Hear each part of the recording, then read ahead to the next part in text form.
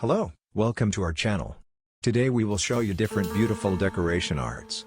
So, watch the video until the end to see these beautiful ideas. We post new videos on daily basis. So, if you are new to the channel, please consider subscribing to never miss these inspirational ideas. Smash the notification bell so that you will be notified when we upload new videos. Also don't forget to like and share this video as your likes and shares enable us grow our channel.